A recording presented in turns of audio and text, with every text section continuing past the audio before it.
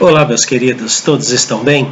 Que bom poder voltar a falar com os irmãos depois, dessa nossa parada, pelo menos uns 2 dias sem vídeos. Mas nós agradecemos a Deus por poder falar com os irmãos um assunto tão importante. Alguns dizem assim, gostoso de receber, mas difícil de dar. Mas nós sabemos que o que de graça recebemos, de graça devemos dar, diz o ensinamento do Evangelho. Mas o que é gostoso de receber, porém difícil de se dar, é o perdão. Perdão, ou palavrinha, não? Ou atitude que requer de nós um autocontrole, até muito maior do que qualquer outro tipo de autocontrole. O perdão. O perdão. Nós somos irmãos em Cristo por causa do perdão de Cristo, por causa da maneira como o Senhor Jesus derramou sobre nós o perdão divino, o perdão do Pai Celestial. E eu quero conversar com os irmãos nestes próximos vídeos sobre isso. A igreja é a comunidade do perdão. Ela só existe por causa do perdão. Ela vive o perdão que recebeu e ela divulga, ela compartilha, o perdão. Não apenas vive, mas compartilha. Nós temos que ser o povo do perdão. Então nós teremos algumas partes no nosso vídeo, ou na nossa sequência de vídeos que será um pouco uma introdução hoje sobre a palavra perdão, o desenvolvimento desta palavra, tanto no Antigo Testamento quanto no Novo Testamento. E depois nós teremos, de uma maneira mais clara, o perdão que nós recebemos, o perdão que nós vivemos e o perdão que nós devemos dividir, compartilhar com os outros. Então, mas por que eu estou falando sobre isso? Eu estou falando sobre isso exatamente porque nós vivemos, como os primeiros cristãos viveram também, numa comunidade que ainda está em crescimento espiritual. Nós sempre vamos crescer espiritualmente, buscando a palavra de Deus, orando e na comunhão dos santos. E nesse momento da comunhão dos santos, o apóstolo deixa bem claro em Romanos capítulo 6, algo que nós vamos aprender bem devagar, bem suave, para apreendermos mesmo, como se estivéssemos degustando, em Romanos capítulo 6. Esse é o texto básico. Mas Lucas, escrevendo o Atos dos Apóstolos, ele colocou que a igreja perseverava na comunhão. Se eu tenho que perseverar, Atos 2:42, se eu tenho que perseverar é porque barreiras existem. E essas barreiras, queridos, sempre existiram. Não é agora, no século XXI, que as coisas estão mais estressantes, que nós perdemos a paciência por causa da jornada de trabalho, de estudos. Não é. Sempre existiu. Tanto que Deus inspirou, estes homens, Lucas, Paulo, João, Mateus falando sobre a morte do Senhor Jesus, Marcos, enfim, não apenas os evangelistas, mas os escritores do Novo Testamento sobre perdão em comunidade. Eu avalio que, como nós sabemos que a comunidade, que é a igreja, é um lugar onde pessoas exercitam a santificação, adquirem mais conhecimento e depois vão repartir lá fora, viver lá fora, é um local onde o clima de perdão é um clima constante. Então, quando nós chegamos na igreja e com os problemas do dia a dia, problemas no trabalho, no estudo, de relacionamento com o vizinho, tal, de repente as nossas palavras dentro do templo são palavras, às vezes até mesmo ásperas. Bom dia por quê? Um dia eu cheguei na igreja e falei, bom dia por quê? Na brincadeira, é claro. Mas às vezes nós perdemos o controle entre as pessoas que mais amamos. Mas por que isso acontece? Não deveria, mas acontece, porque nós sabemos que no clima da igreja, do perdão de Cristo, as pessoas estão mais prontas a perdoar. E diga a verdade, quando você desobedecia pai e mãe, você tinha mais medo de quem? Do pai ou da mãe? É claro que é do pai, né? Porque o pai já tem aquele ímpeto mais prático, já pega pela orelha, já dá os tapas, né? Mas a mãe, às vezes a gente briga mais com a mãe porque a gente sabe que ela é mais fácil de perdoar. Não que o pai não seja, o pai é também, mas o pai reage primeiro, estou falando isso porque eu sou pai, né? Reage primeiro, depois vai para o quarto e chora, eu não devia ter feito isso, né? Mas a mãe está sempre pronta a perdoar, de repente a gente perde a paciência justamente com a mãe. A gente responde mais à mãe. Por quê? Porque a gente sabe que ela perdoa. E às vezes nós tropeçamos nas palavras, explodimos todo o nosso temperamento por aqui já dentro da igreja, com quem nós não deveríamos explodir. Nós deveríamos sim, era desabafar. Irmão, eu estou por aqui do meu trabalho. Você vem orar comigo? Se nós fizéssemos isso, seria belezinha. Seria muito bom. Seria como no Salmo 133, como óleo precioso, né? Que desce para a barba de Arão. É como o orvalho do Hermon. Então nós teríamos mais paciência. Mas vamos conhecer um pouco da palavra perdão. No Antigo Testamento, 4 palavras eram as palavras principais. Nazar, ou seja, livrar da culpa ou do castigo. Eu tenho vários textos aqui, mas vou ler apenas alguns por causa do nosso tempo, né? Nós estamos agora procurando o Salmo 25, versículo 18. Vai usar esse verbo, nazar, que quer dizer livrar da culpa, livrar do castigo. Salmo 25, 18 diz assim: considera as minhas aflições e o meu sofrimento, e perdoa todos os meus pecados, ou seja, me livre da culpa. Olha, considere, preste bem atenção o quanto já estou sofrendo, o quanto a aflição me aperta o coração. Não me castigue, me livre desse castigo, que é a palavra quer dizer naquele momento. Salmo 32, versículo 1. Salmo 32, versículo 1. Às vezes eu tropeço nas letras, né? Lembra do desenho? Hortelino troca letras. Salmo 32, 1. Bem-aventurado aquele cuja iniquidade é perdoada, cujo pecado é coberto. Ou seja, ele ficou livre. Deixa. Tem uma palavra muito interessante aqui, cujo pecado é coberto. Coberto. Os irmãos devem se lembrar que lá no livro do Êxodo, Moisés sai com o povo de Israel, né, do Egito, e começa a caminhar, e nessa caminhada Deus vai dando instruções. Então ele faz o tabernáculo.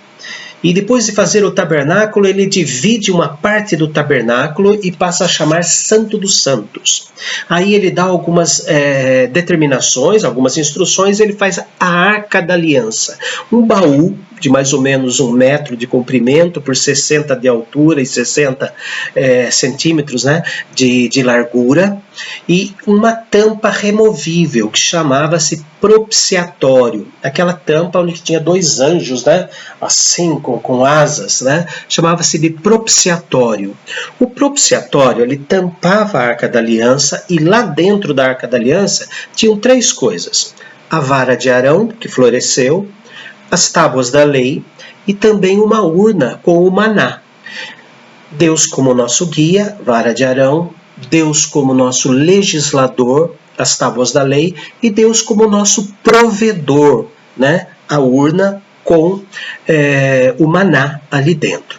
E então eles tampavam aquilo, né? Aquele baú, a arca, e quando eles faziam os sacrifícios uma vez por ano, está lá em Levíticos 16, se os irmãos quiserem dar uma olhada, depois de vários detalhes do sacrifício, o sumo sacerdote buscava no bode, né, que era morto, lá fora, lá no altar dos sacrifícios, ele recolhia o sangue daquele cordeiro, daquele bode, entrava no tabernáculo, entrava no Santo dos Santos, e daí diz que ele pegava aquele sangue puro e aspergia 7 vezes sobre a tampa da Arca da Aliança. O nome da tampa era propiciatório, e o ato de jogar o sangue chamava-se propiciação. Né? Estou propiciando, estou buscando o perdão. Aquele sangue, digamos assim, que a poeira do deserto em cima da tampa da arca sujava a tampa da arca, representava o nosso pecado. Quando nós pecamos contra o Deus que nos guia, contra o Deus que é o legislador, contra o Deus que é o nosso provedor. Então aquela sujeira em cima da arca seriam os nossos pecados contra Deus. E este sangue limpo, ele lavava a tampa da arca e ele recolhia este sangue sujo. Tá? Agora passa a ter um outro nome. Quando ele aspergia, era o sangue da libação, ou seja, o sangue do pedido de perdão. E ele recebia o sangue já sujo, oblação.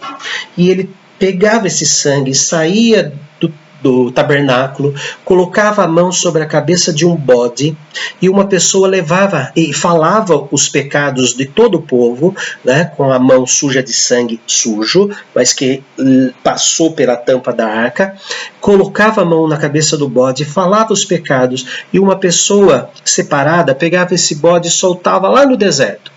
Aí vem a expressão bode expiatório.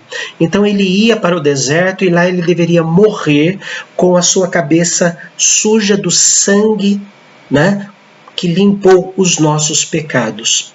Nós podemos dizer que Cristo é esse cordeiro, né, que morreu pelos nossos pecados. Então era o livrar da culpa, era me perdoar, era me cobrir o meu coração, cobrir os meus pecados. Isto é o Kippur.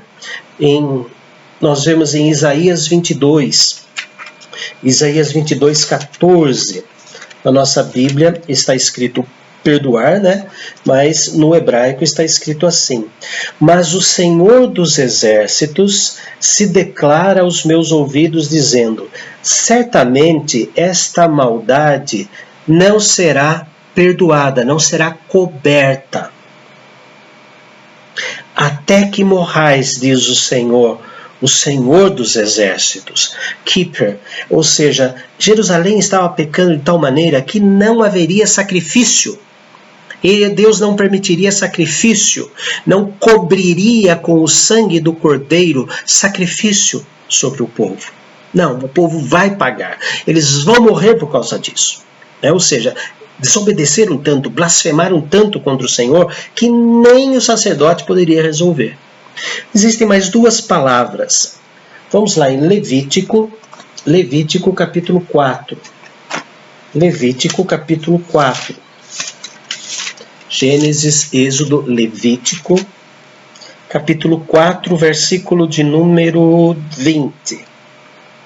Levítico 4, 20 diz assim: quando ele dá a instrução sobre os pecados, né, o sacrifício de pecados, em Levítico 4, a partir do versículo 20, mas eu só vou ler o 20, os irmãos podem ler o restante. E fará a este novilho como fez ao novilho da oferta pelo pecado. Assim lhe fará o sacerdote por eles, fará expiação, e eles serão perdoado. Expiar com X, né, é a mesma coisa que expurgar, retirar, apertar para sair todo o pus do pecado da nossa vida, que contamina e que inflama o nosso coração. Então ele usa a expressão expiação, retirar. E uma última palavra usada é Iazazel. Levítico 16, aquele texto que eu pedi para os irmãos lerem, né? Leiam o capítulo 16 todinho, e os irmãos vão ter uma noção do que aconteceu na cruz. tá? E outro dia a gente pode falar sobre isso. Mas Levítico 16, versículo 26. 16, 26 diz assim: E aquele que tiver levado o bode emissário, lavará as suas vestes, banhará o seu corpo em água e depois entrará no arraial. Aquele que tiver levado o bode emissário, ou seja, mandar embora, levar os pecados, perdoar é mandar embora. Sai daqui, pecado. Tá? Então existem essas 4 palavras. Pastor, mas qual delas é a mais importante? As 4 formam o conselho ou o conceito de perdão. É quando o sangue derramado sobre a Arca da Aliança nos lava, nos liberta, cobre, manda embora a condenação. Eu vou agora para Isaías 61. Isaías 61, onde o conceito de pecado junta todas estas palavras. Tá? Isaías 61. O Espírito do Senhor Deus está sobre mim, porque o Senhor me ungiu para pregar boas novas aos quebrantados, enviou-me para curar os quebrantados de coração e proclamar libertação aos cativos e pôr em liberdade os algemados. A libertação. Então, juntando essas quatro palavras, o conceito é a soltura do preso, do cativo, soltar o escravo. E esse escravo agora passa a ser o nosso amado Senhor Jesus, que nos perdoou. Ele tirou de nós, ele foi para a prisão e foi para a cruz, para a condenação, mas ressuscitou, nos dando o perdão eterno, nos ligando de volta ao Senhor. E o Senhor Jesus, na noite que foi traído, no momento em que faz a ceia, ele fala: não os chamo mais de servos, porque o servo não sabe o que o seu Senhor faz. Ele chama agora de amigos. E mais profundamente nós somos filhos do mesmo Pai, do Pai que Deus é, mas que se fez filho por nós. Então, queridos, isto aqui é perdão, né, no Antigo Testamento. Livrar da culpa, perdoar, desculpar, cobrir, expiar, mandar embora. Vamos orar? Santo Deus, nós queremos agradecer pelo privilégio de estudarmos o perdão de uma maneira mais vagarosa até, mais profunda. Mas rogamos, ó Deus, que sejam palavras fáceis, para que entendamos, ó Deus, o que significa perdão. Entendamos, ó Pai, como devemos desfrutar e também dividir, compartilhar esse perdão. Cuida, Senhor, da mente e do coração de cada pessoa que vai assistir esse vídeo, seja hoje, seja amanhã, seja lá no futuro, que o Senhor esteja dando a eles, ó Pai, o verdadeiro perdão. Em nome de Cristo Jesus. Amém. Grande abraço, queridos. Até o próximo vídeo, quando vamos falar do perdão no Novo Testamento. Deus abençoe.